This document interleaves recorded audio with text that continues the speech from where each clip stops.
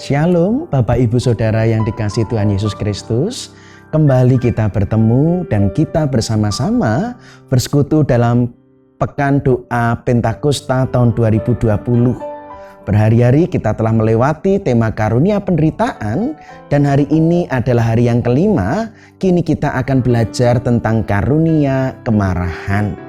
Pengalaman yang mesti pernah kita alami, baik kita sedang marah ataupun kita juga menghadapi kemarahan orang lain. Mari kita berdoa. Bapa di surga, kami sungguh bersuka cita karena oleh rahmat dan kesetiaan-Mu Engkau menuntun kami melewati hari-hari persekutuan doa kami sampai kepada hari ini, hari kelima.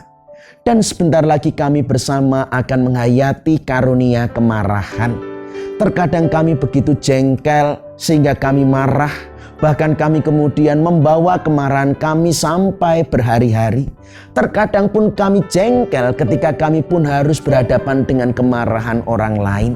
Tetapi hari ini biarlah menjadi kesempatan bagi kami untuk mendengar suara-Mu dan untuk menerima bahwa kemarahan pun adalah karunia yang akan mendatangkan kebaikan, yang akan menjadikan kehidupan kami jauh lebih baik di hadapan-Mu.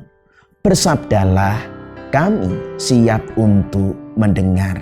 Dalam Kristus kami berdoa. Amin. Bapak, Ibu, Saudara yang dikasihi Tuhan, kemarahan adalah tema kita. Persoalannya kita tahu, kita semua tidak ada yang pengen marah. Tetapi kok rasa-rasanya kita memang harus marah. Kita tidak pengen marah, tetapi serasa-rasanya kita dibuat untuk marah. Jadi marah sejatinya bukan sikap kita kok. Cuma kita dipancing, kita seakan-akan ditarik, kita dibuat untuk menjadi marah. Disinilah kemudian menjadi persoalan. Benarkah marah itu bukan sifat, tetapi karena reaksi kita? Persoalannya lalu karena kita seakan-akan harus marah, maka kemudian kita melampiaskan marah kita. Matanya melotot, nadanya tinggi, kata-katanya kasar, sampai memukul, sampai membuang, sampai tangan kita pun ikut menjadi marah. Persoalannya adalah ketika dalam marah, walaupun dibuat orang lain, kita kemudian kehilangan kendali.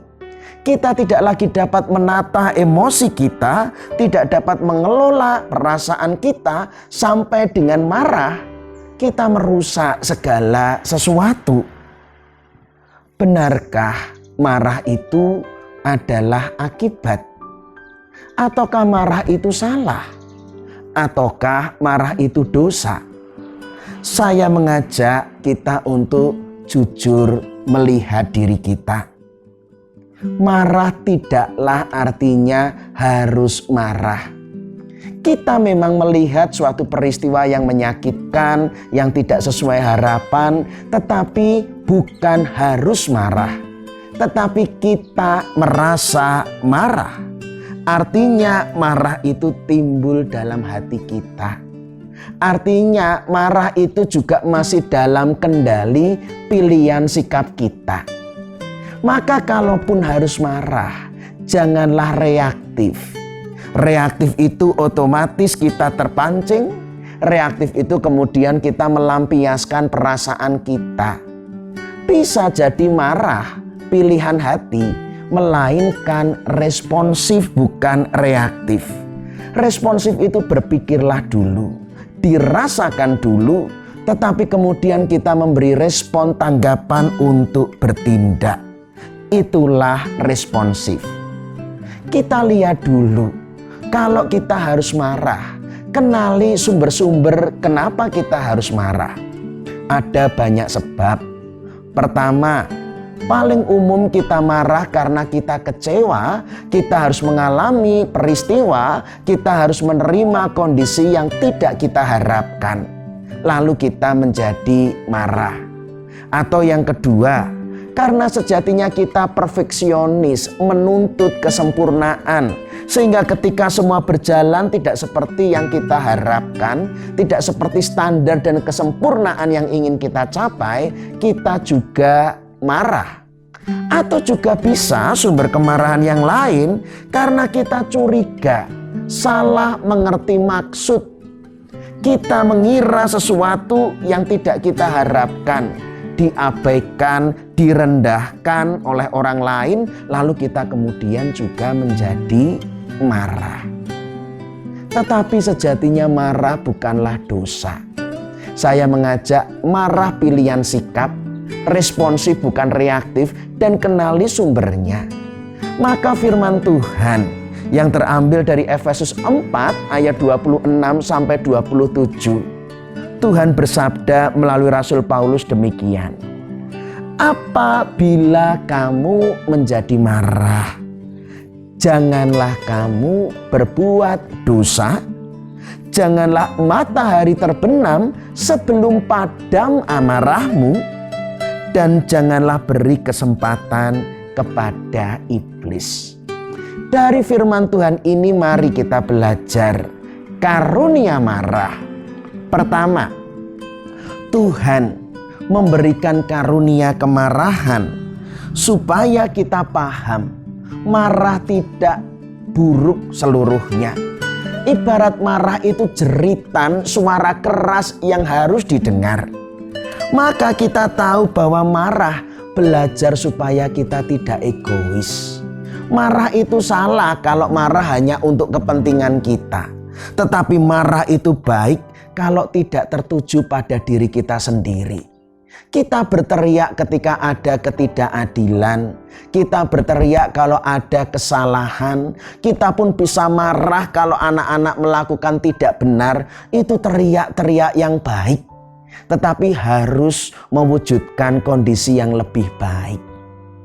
2. Marah juga menjadi karunia supaya emosi itu mendorong. Tetapi tentu dorongan emosi itu harus sampai pada tujuannya.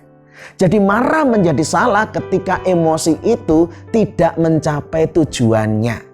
Seperti yang dikatakan firman Tuhan, saking emosinya lalu hati kita panas. Sampai matahari terbenam pun kita masih menjadi panas. Berbuat dosa, bahkan memberi kesempatan kepada iblis. Marah perlu, dorongan itu baik, tetapi capailah tujuan, bukan untuk mendendam, bukan untuk berbuat dosa, apalagi memberi kesempatan iblis. Itu tidak mencapai tujuannya, itu menjadi salah. Tetapi yang ketiga atau yang terakhir, karena marah itu harus didengar, maka beresponsiflah dan tanggapilah marah dengan bijak. Seperti orang yang berteriak itu nggak mungkin dijawab dengan teriak. Teriak itu artinya butuh didengar.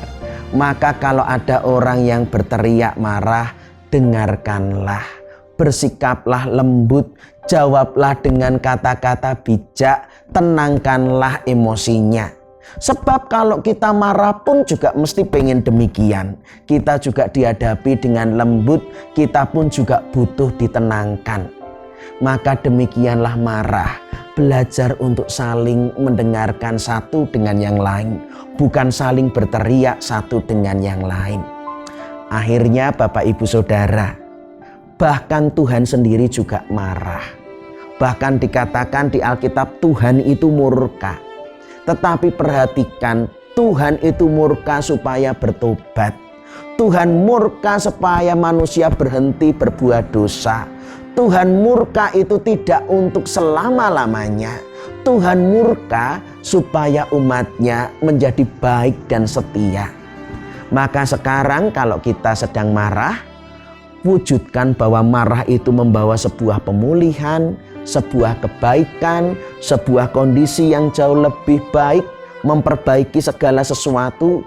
Itu tujuan marah, bukan untuk merusak dan membalas segala sesuatu. Tuhan memberkati. Amin. Kita berdoa. Terima kasih Bapa. Kami sadar bahwa marah memang bagian dalam diri kami. Tetapi tidak serta-merta kami harus menjadi marah dan terpancing untuk marah. Kini kami belajar, kami memilih sikap di dalam marah.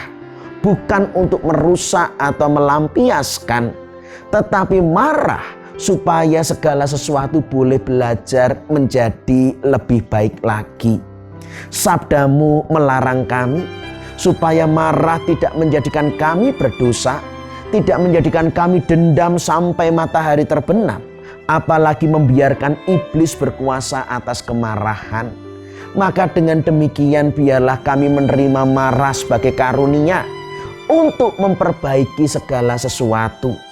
Karunia, dorongan untuk mencapai tujuan, dan juga karunia supaya kami belajar untuk mendengar, untuk mengeluarkan kata-kata lembut, sehingga kami satu dengan yang lain boleh semakin mendengar, memahami, dan mewujudkan kehendak Tuhan. Sebagaimana kemarahanmu menuntun pada pertobatan, dan marah Tuhan tidak pernah untuk selama-lamanya, demikian biarlah marah kami pun tidak pernah mendendam, tetapi juga untuk membawa sesuatu yang lebih baik dalam kehidupan kami. Di dalam nama Tuhan Yesus Kristus kami berdoa dan mengucap syukur.